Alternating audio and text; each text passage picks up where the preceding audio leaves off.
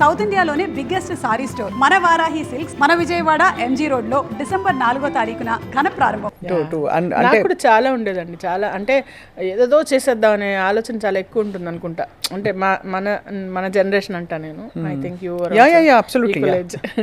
So వాళ్ళకి అన్ని multi tasking అనేది చాలా ఉంటుందన్నమాట. ఇప్పుడు వాళ్ళకి ఏం లేదు, మల్టీ టాస్క్ ఒకటే టాస్క్. Into that. సో మీరు ఎలాగో ఇంత I'm loving the conversation because మీరు ఇంత నిజాయితీగా మాట్లాడుతున్నారు. నేను I'm grateful to have to be grateful, కానీ ఏదో అది బాగుంది అనకుండా నిజాలు మాట్లాడుతున్నాం కాబట్టి. నేను ఒక టైంలో విన్నాను మీరు ఈ మెన్ కోవర్కర్స్తో ఇబ్బంది పడ్డ సందర్భాలు ఉన్నాయి బికాస్ మీరు దాని మీద గొంతెత్తి మాట్లాడారు కాస్టింగ్ కౌచ్ మీద. కాస్టింగ్ కౌచ్ అనేది ఇట్స్ సబ్జెక్టివ్ అండి. అగైన్ వీళ్ళు కన్వీనియంట్గా కొంతమంది వాళ్ళు అంటే ఎవరు అండి ఒక క్లోజ్డ్ రూమ్లోకి ఇద్దరు వెళ్ళారంటే కన్సెంట్ లేకుండా వెళ్ళలేరు. కరెక్టే, అలా అంటారు. ఓకే, అబ్వియస్లీ అది కాస్టింగ్ కావచ్చు నేను నమ్మను. ఎందుకంటే ఒక క్లోజ్డ్ డోర్లో ఇద్దరు వచ్చారు అంటే ఒక కన్సెంట్ లేకుండా ఎలా వెళ్తారు? పోనీ వెళ్ళిన తర్వాత ఎందుకు నువ్వు రైజ్ చేస్తున్నావు? అప్పుడు నీకు ఒక అడ్వాంటేజ్ కోసం ఏదో నువ్వు కాంప్రమైజ్ అయ్యావు విల్లింగ్లీ. అండ్ అది రాంగ్ అని రైట్ అని నేను చెప్పట్లేదు. అది నీ నీడ్, నీ చాయిస్. అవును, అంతే. ఇండివిజువల్ చాయిస్తో నువ్వు వెళ్ళినప్పుడు థింగ్స్ డెంట్ వర్క్అవుట్, జస్ట్ క్వైట్గా వాక్అవుట్ చేయి. Either you don't go before or when you go you shut all the ఇది. అంతేగాని తర్వాత నేను లబ్ధి పొందలేదు కాబట్టి నేను తర్వాత చెప్పి ఎక్స్పోజ్ చేసి వాళ్ళని ఇబ్బంది పెడతాను అంటే ఈ ధైర్యం ముందే చేసుకొని వాళ్ళని అక్కడే ఉతకడమో చేయడమో ఏం చేస్తావో చేసుకోవాలి.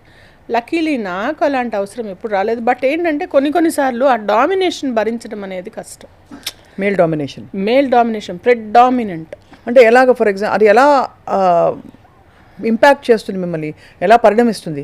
ఎలా అంటే మన డిగ్నిటీకి ఇది అవుతుంది. అంటే కుళ్ళు జోకులు వేస్తారా, లేకపోతే కామెంట్లు చేస్తారు, అన్నీ ఉంటాయండి, అన్నీ ఉంటాయి. అది వాళ్ళకి జోక్. నేను ఒకసారి ఎవరికో చెప్పాను అనమాట, అట్లా జోక్ ఇద్దరికి ఫన్ అయితే అది జోక్, లేదంటే అది చాలా వల్గర్ కామెంట్ అవుతుంది. సో అని చెప్పాను. అంటే నా లిమిట్స్లో నేను ఏం చెప్పగలను అది ఖచ్చితంగా చెప్తానండి. కానీ డైరెక్ట్గా మిమ్మల్ని అప్రోచ్ అయ్యి ఇబ్బంది పెట్టి మీరు ఆ ప్రాజెక్ట్ వదులుకోవాల్సిన సందర్భాలు అట్లా ఒకసారి 2-3 సార్లు అట్లా అయింది. ఒకసారి అతను I should tell you this experience. చాలా వే బ్యాక్ నేను ఇక్కడ మణికొండ సైడ్ షిఫ్ట్ అయ్యే నేను ఆల్మోస్ట్ 10 years అవుతుంది. 12 years బ్యాక్ అనుకుంటా. ఒక డైరెక్టర్ కాల్ చేసి, నాకు ఆఫీస్ ఇంకా పెట్టలేదు, నేను డైరెక్ట్ చేస్తున్నాను, మీ ఇంటికి వచ్చి కలిసి మీతో మాట్లాడతాను అంటే ఐ వాజ్ లైక్ ఓకే. మనకు అప్పుడు ఇంకా ఉత్సాహంగా రండి సార్ అని చెప్పి మా మదర్ ఉన్నారు, మా మెయిడ్ ఉండేది, నేనున్నాను, మా హస్బెండ్ లేరు. వస్తే నేను పంజాబీ డ్రెస్లో ఉంటే అవునా అటు ఇటు నడిచి చూపించండి అన్నాడు. అవునా నడవాలా, సరే అలా ఏమన్నా ఆడిషన్ లాంటి ఇలా ఉంటుందేమో అని అప్పుడు ఇంకా కొంచెం 12-13 ఏళ్ళ కింద అటు ఇటు నడిచాను. తర్వాత ఉండి శారీ వేసుకొని రండి అన్న. సరే ఇంకో శారీ మార్చుకొని కాటన్ శారీ వేసుకున్నాను, సిల్క్ శారీ, సింథటిక్ శారీ. సరే సింథటిక్ శారీ వేసుకొని మళ్ళీ బయటకు వచ్చి ఇది చేస్తే కొంచెం మీ నడుము చూపిస్తారా అలా అడిగారా? అలా అడిగారు. ప్రామిస్ కాదు, ఎంత డేర్ చేస్తుంటే అడిగారు. అలా అడిగితే నేను లేరా నువ్వు లే అని చెప్పి చెప్పు తీసుకొని కొడతా బయటకు పో అని చెప్పి గెంటేసా. నాకు ఒక షాక్లో అలా కూర్చుని ఇంటికి వచ్చి అతను అనుకున్నాడు ఇంట్లో ఎవరు లేరు అనుకున్నాడా లేకుంటే ఏమనుకున్నాడు. సరే ఏదో మా అమ్మాయి మాట్లాడుతుందేమో అని. ఏమన్నా సంజాషి ఇచ్చాడా? సంజాషి లేదు, భయపడి లేచాడు. నన్ను చెప్పు తీసుకొని కొడతా, ఒక్క నిమిషం ఇక్కడ ఉన్నా అంటే నేను చెప్పు తీసుకొని కొడతా అని చెప్పి. నోటెడ్ డైరెక్టరా? తెలియదండి, అసలు ఎవరో తెలియదు. అంటే ఫోన్ చేస్తారు కదా, ఎక్కడి నుంచి సంపాదించుకున్నారు నెంబరు ఎవరో తెలియదు. నేను ఈ మాట చెప్తే అమ్మంది కింద వాచ్మెన్ పట్టి ఉంచండి నేను పిలుస్తాను, అదే వాళ్ళని పిలుద్దాము, ఎవరో వాడు ఎందుకు అట్లా రానిచ్చావు అంటే అమ్మ నాకు తెలియదు కదమ్మా అంటే. ఇలాంటి ఎక్స్పీరియన్స్లు తెలియనితనంలో అంటే కూర్చునిపోయి భయం వేసిపోయి వాడు ఏంటి అలా వచ్చాడు, ఇలా ఏమన్నా చేసి తలిపేసామన్నా చేసుంటే ఇది 3 ఆడవాళ్ళు ఉన్నాం అని ఎంత భయపడిపోయాను నేను. అంటే అలాంటి ఎక్స్పీరియన్స్ ఎప్పుడు జరగలేదు, కానీ అది దిస్ హ్యాపెన్.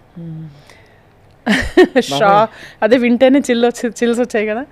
తర్వాత అంటే ఐ కెన్ హ్యాండిల్, అంటే నన్ను డిఫెండ్ చేసుకోగలను అలాంటిది ఏదన్నా వస్తుంది. అందుకే కదా నేను వెంటనే నాకు నేను గంటేసి వెంటనే తలిపేసేసాను.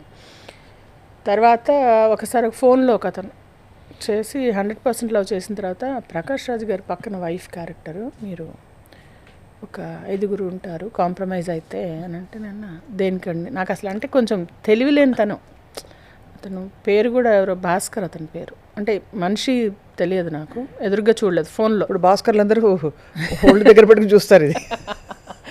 అన్నారు వచ్చిన కాల్ అయితే నిజం, నేను ఏది ఉన్నా ఉన్నది ఉన్నట్టు చెప్తా అంటే మీకు 100% లవ్లో కూడా అలాంటిది ఏం లేదు. 100% లవ్లో 25 days చేసాం, వెళ్ళాం. సుకుమార్ గారు బంగారంలాగా సెలెక్ట్ చేసుకున్నారు, అక్కడ మేము చేసుకున్నాం వచ్చాం. సాత్విక్ ఇప్పుడు హీరో చేస్తున్నాడు, అందరు పిల్లలందరిని ఆడిస్తూ నాకు చాలా సరదాగా ఫన్గా ఉండేది. నన్ను ఎక్కడ కూర్చోబెట్టి నేను ఎప్పుడు అలా అనుకోలేదు. మేము జస్ట్ అక్కడ ఇలాగా కార్ పార్కింగ్కి డౌన్ ఆ ఇంట్లో అక్కడ చేసాం అన్నమాట. ఇలా డౌన్ ఇలా ర్యాంప్ ఉండేది, అక్కడ అంతా చైర్లు కుర్చీలు వేసుకొని కూర్చుని ఉండేవాళ్ళం. ఫుడ్ అక్కడ తినేసేవాళ్ళం. వాళ్ళను ఇద్దరు తిన్నానంటే నేను తినిపించేదాన్ని. నాకు అలాగా ఏదో సరదాగా ఉండేది. అలా చేసేసుకొని ఆడుతూ పాడుతూ చేసుకొని వచ్చాం. అతను అంటారు మీ 100% లవ్లో మాకు తెలుసు అని. సరే వాళ్ళని అడగండి, వాళ్ళతో ఫోన్ చేయించండి.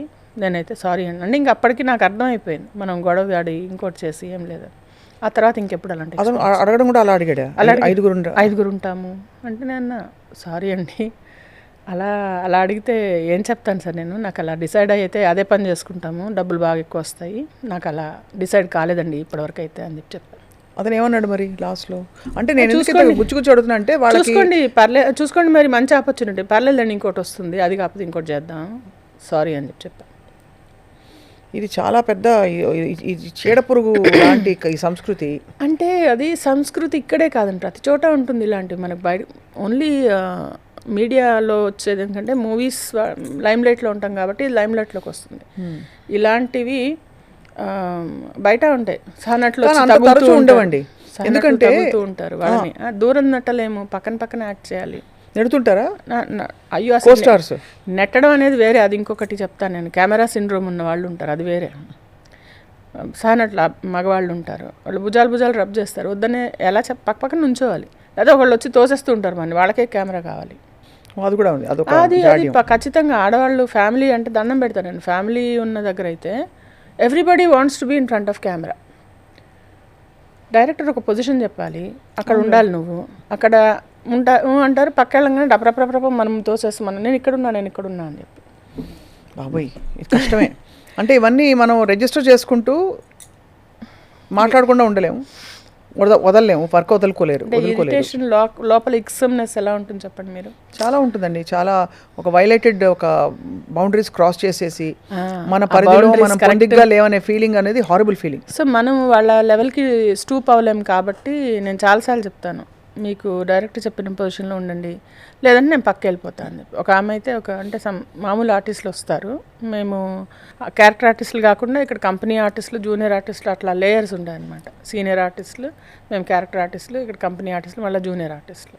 ఈ కంపెనీ ఆర్టిస్టులు వస్తారు కదా, ఒక ఆమె అయితే మాధవి గారు మీరు నన్ను కవర్ చేస్తున్నారు, ఏది మన ఎవడు షూటింగ్ అప్పుడు ఇలా ఏదో మేము నలుగురము ఇలా ఒక దుంగ లాంటిది ఎత్తి ఒక విలన్ని మీదే వేస్తామన్నమాట, అదొక ఫైట్ సీన్ లాంటిది. అలా చేసినప్పుడు ఆవిడని కవర్ చేస్తుందంట నేను ఎక్కడ పెట్టుకోవాలి చెయ్యి, ఇలా కాకుండా ఇలా పెట్టుకోనా, ఇలా పెట్టుకుంటే పక్కన వాళ్ళు ఉన్నారు, 1 2 3 4 మెత్త అలా దొంగ, ఈ చెయ్యి కవర్ చేస్తుంది, నేను ఈ చెయ్యి ఇలా పెట్టుకొని ఇలా ఒక చెత్త ఎత్తుకోవాలా, అవన్నీ డైరెక్టర్ చూసుకోవాలి యాక్చువల్లీ. అంటే రజిత గారు ఉన్నారు, ఆవిడ చెప్పారు, నువ్వు కావాలంటే నేను కెమెరా ముందు పెట్టుకుంటారు డైరెక్టర్కి కావాలనుకుంటే, లేదంటే ఎక్కడ ఉన్నావో అక్కడ ఉండు అని చెప్పారు. ఆవిడ సీనియర్ కాబట్టి చెప్పగలిగారు. అప్పుడు నేను అన్నా సరే చూసుకోండి అని చెప్పి.